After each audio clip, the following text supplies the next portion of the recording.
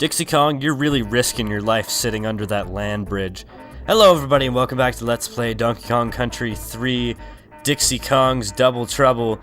I'm the Psychotic Ramboob, and today we're tackling Chaos Core, which is the 7th and essentially final world in the game.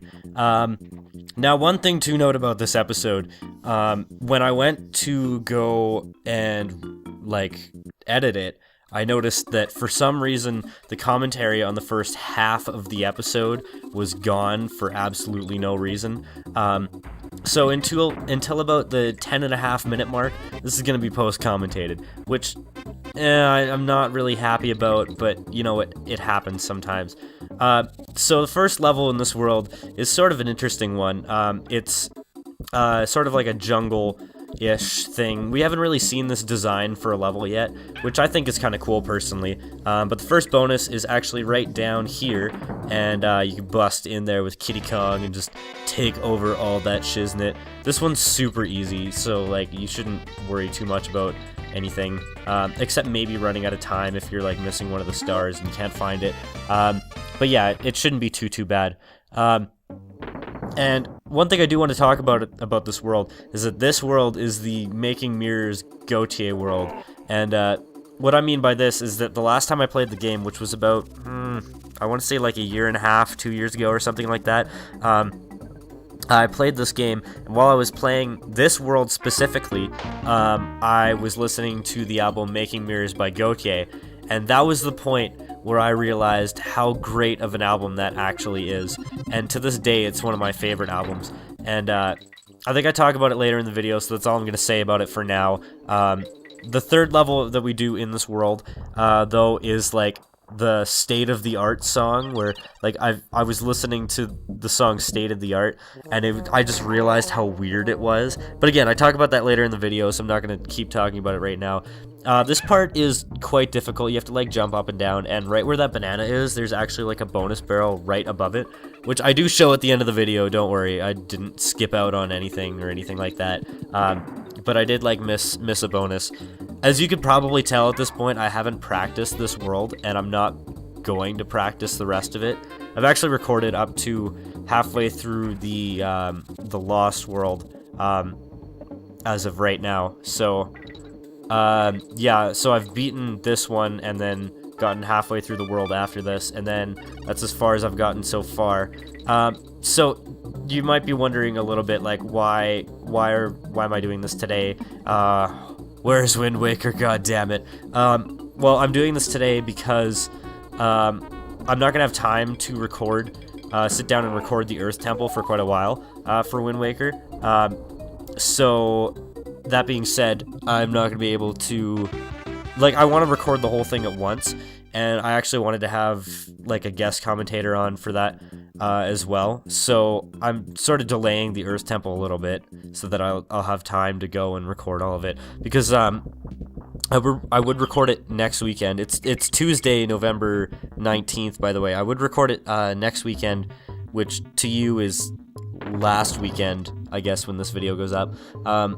But I have a midterm and a final exam on Monday, which, like, I know that's very odd that I have a midterm and a final on the same day, but it's just how it happens. Like, one of my finals is oral, it's in class, and it's in front of the rest of the class, and it's like 25 minutes for an exam, and it's really stressful.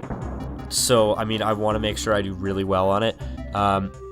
That being said, I have no idea what kind of questions they'll ask, because it's mostly like a theory course that I'm taking, but there's also like calculus, so they could go and just be like, okay, we'll solve this integral on the board, and I have no idea if they're going to ask that or not. But it's like, everybody gets 25 minutes, and it's a group thing too. It's a group oral final, which is so weird. So we all do it as a group, and he could ask, like, do this calculus thing, like, do this quadruple integral for this partial fourth order differential equation, or like solve this question on the board, and we could sit there and just be like, what the hell, and basically cry. By the way, if you can't tell, the main gimmick of this level here is that there are these barrels, and they just sort of disappear, and they actually go in a random orientation based on like a combination of the orientations that they can go in. Like, for example, it can go like up and left, or like down and right, or something like that, and it'll go in one of those directions randomly each time. I'm not sure if there's like a way to predict which way it's going to go. As far as I know, it's just RNG, random number generation, if you don't know what that is. Yeah, as far as I know, it's just random, so yeah, it's really difficult to tell. And when I started this level, I actually thought that it would just go in order, so as you can see, like, I'm slowly starting to learn, like, okay, it's not in a set order, it's just random, and you have to sort of try and pick it out of a crowd, as it were, which is, I mean, it's really awkward to do, and this bonus actually gave me quite a bit of trouble. I actually just about failed this one and ran out of time because of the fact that I kept jumping in the barrel when it's pointing down, so it kept shooting me down, and that's a big waste of time. Like, there, you just saw I did it twice in a row, and, I mean, it sucks, but, I mean, I did it in the end, like, 5 seconds left. There were some bonuses later that I think I had 1 second left that I did. I'm not sure if they were in this episode or in a later episode, but yeah, they were quite difficult. There are a lot of difficult bonuses in World 7, as you could probably tell, because World 7 is World 7, and everybody likes to World 7 the crap out of it. But yeah, if you actually go up here and kill this bee, you'll see that there's a secret barrel up there, and you jump in this barrel, and there's a secret spider up here. So yay, everybody loves a spider.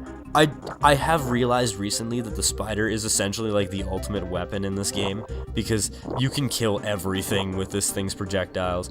And I was trying to avoid the barrel there, but I just ended up jumping into it at the right time anyways, so it helped out. I don't know. But this is a little awkward to do. You gotta like jump in the barrels at the right time and stuff like that, and it's really weird. Yeah, so how's everybody doing today? It's Tuesday, November 19th. I think I mentioned that already. And yeah, it is currently 7:45 p.m. and I am home alone for the evening. So that's always nice, and that's why I'm recording. I know I don't usually record on Tuesdays, and it's mostly because of the reason that, like, usually my mom is off on Tuesdays, so I record when nobody's home or when people are asleep, and on Wednesdays I have class at 8 in the morning, so I got to consider that when I'm recording. It's like, oh yeah, I don't want to stay up super late recording or something like that. I don't know. This bonus gave me a lot of troubles because of my D-pad on my controller. It kind of screwed me over a little bit because I kept pressing slightly to the right when I press down, and as a result, like, my controller, you can press down all 4 buttons on the D-pad at once, so it kind of screwed me a little bit. Mind you, like, I had a lot of fails in this level, and this recording actually ended up being like just over 40 minutes. So I mean, it wasn't that bad that I actually ended up having to post-commentate this, because there was a lot of crap that I just would have had to cut out anyways, and it would have just been really awkward and butchered and stuff like that. And now the commentary is at least a little bit fluid, even if it's not like completely on topic 100% of the time. But we're just about at the end of the level here, and right at the start of the 3rd level is where my commentary starts going back to normal, and it's sort of like mid-sentence, and it's a little awkward, but I'm just gonna leave it as is, because it's not like horribly awkward, because I was just talking about how this world is the Gautier Making Mirrors world, and how I love that album so much, and it's so wonderful, and I don't know, I love music. I've been listening to a lot of music recently, like far more than usual. Like, I usually listen to like an hour of music a day. Now, seeing as though I have school, I've been studying a lot, I listen to it like while I study, so it's like 4 hours a day I'll listen to music at least. And that's like just sitting there listening to music, because I'll take a study break and I'll just sit back and I'll be like, oh, music. And right there, I actually thought that I fell down the pit there, and it freaked me out, which I really wish I could have had that, because stupid Audacity went and destroyed my commentary. See, what I do is, by the way, I should talk about this. If you do a figure 8 around these 2 rocks, it will actually open up this pipeline that's right next to Kitty Kong in this pond. And you can go in there and get a banana fairy, which is kind of worth noting. But yeah, I use Audacity, and then I just go and I like get the noise profile, and then I remove all the noise from the file, and then I go and I normalize the talking so that there's no super loud booms or anything like that. But apparently I did something wrong and completely screwed up, and I lost the first half of my commentary for this episode for no reason whatsoever.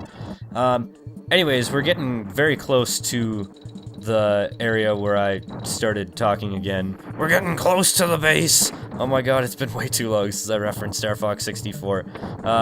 But yeah, I'm going to shut up now, and I really hope you enjoy the rest of this video, because that is actual commentary and stuff like that. Bye. Hi. Then, you will die, essentially.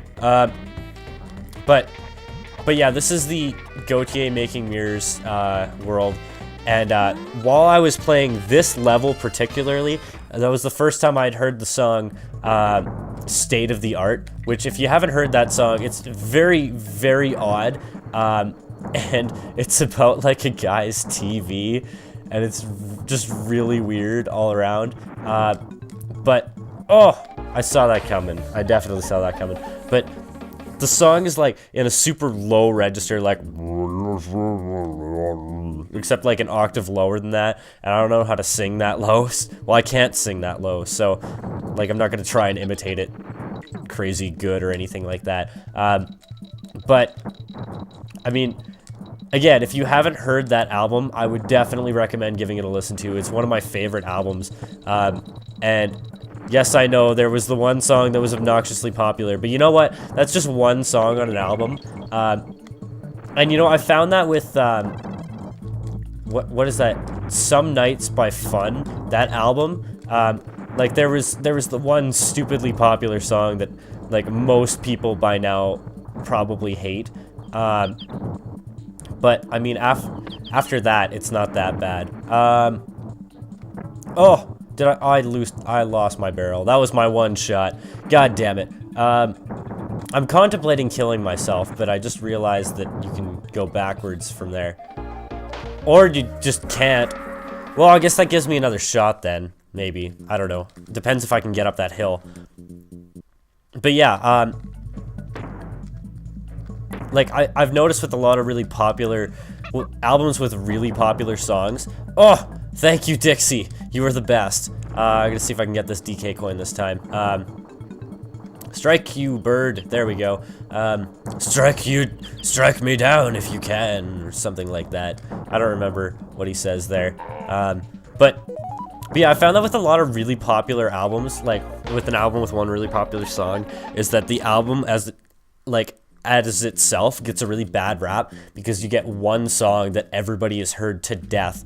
And I don't know why radio stations do this. Like, even after the song stops being popular and everybody's like, oh, this song again, I'm so sick of it, there's always like the radio station that will just go and keep playing it like 6, 7, 8 times a day, and it's like stupid. I don't know why radio stations do that. I know it's like, oh, well, they want to hear this song because it's stuck in their head. Realistically, and I've noticed this with a lot of people, most people do not know how to listen to music. And I'm not lying here. This is not like my opinion. A lot of people will go and listen to 1 or 2 songs absolutely to death. Like, and a lot of my friends are really guilty of this, and they say like, oh, well, I wish I wouldn't do that because then I get sick of the song. But it's like, I can't help myself.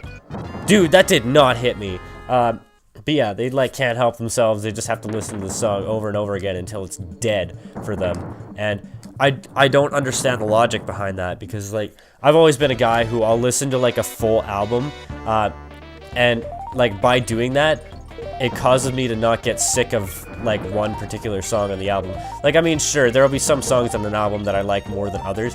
Like, I've listened to Lights of Endangered Species by Matthew Good, probably about 4 times in the last couple days. And yeah, there's some songs on there that I don't like as much as others. Like, what's a song? Extraordinary Fades, I'm not a big fan of that one. There's some songs I really love on that album too, like Non-Populous, What If I Can't See the Stars, Mildred. Actually, if you have not heard the song Non-Populous by Matthew Good, that is one of the greatest songs ever made, and I firmly believe this. Like, it's not just that I love the song, it's that I firmly believe that it is one of the greatest songs ever made. And yes, it's like 8.5 minutes long, and it's gonna take a considerable chunk out of your day to actually go and sit down and listen to this song. But you know what? It is definitely worth it. I would recommend it to anybody. And like, honestly, these are things you have to consider with music too, is that you can't go and be like, oh, this song is too long, and just miss out on how amazing it is. And I found that I do that sometimes. Like, if anybody's ever heard of AWOL Nation, they have like one album out, and at this one album, it ends in a 15-minute long song called Nights of Shame. But this song is like one of the greatest songs I've ever heard.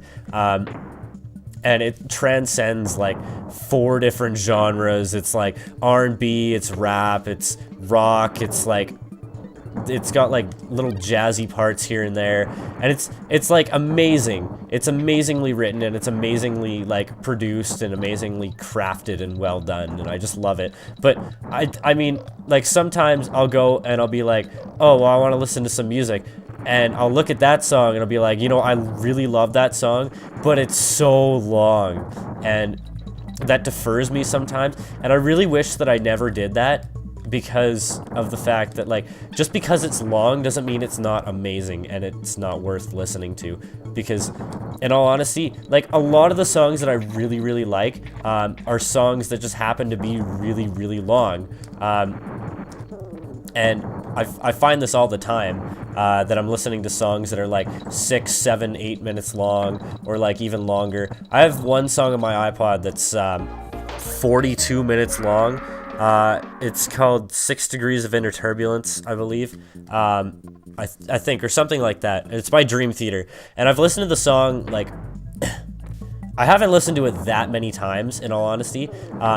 But it's 100% based on the fact that it's so long that I haven't listened to it so many times. And I feel really bad for not doing so, because it's amazing. Oh, I had to sneeze and I couldn't look, and that was really bad, and fuck, that's probably why I just got hit. And I didn't even notice that I got hit until like 10 seconds afterwards. Oh my god. This is the problem with this level, is that the lightning comes so quickly that it's really difficult to go and dodge it. Oh my god, fuck. I'm a fucking train. Get the fuck out of my way. That should count. That should have struck the barrel. God damn it, Dixie. I'm gonna get a game over, aren't I? God damn it. Oh, well, I guess that I could show what happens when you get electrocuted in the water, because that was just an utter fail. Oh my god. This is probably, I'm not gonna lie, this is probably the hardest level in the game so far. And I'm gonna hold this barrel above my head, because when lightning strikes you when you're holding a barrel, then it just hits the barrel. But I'm gonna need to get rid of it for this. Oh! And it's also not really super clear where the hitbox is. Oh my god, just get the flag! Oh, thank god. I was down to 0 lives, and that was really bad. I've never had that much trouble with that level before, but I'm actually gonna save, and then I'm gonna go back and try and find that bonus that I missed in the first one. So, one sec. Okay, so the bonus actually appears to be right after the halfway point in the level. Well, maybe not right after, but it's decently close to the halfway point. So I'm just gonna bust on through here and hopefully not die. Crap, I don't think I can... Yes, it is actually right up there. I had to use invincibility frames on that one for sure. So yeah, this doesn't appear to be terribly hard, as long as you don't, like, jump down when you're on the bottom rope, because that might suck. There we go, grab that, and that one, and that one. Your biggest issue seems to be on this one is just running out of time, so hopefully I won't be failing too much on this. Yes, there we go. And that actually finishes off the first 3 levels of World 7.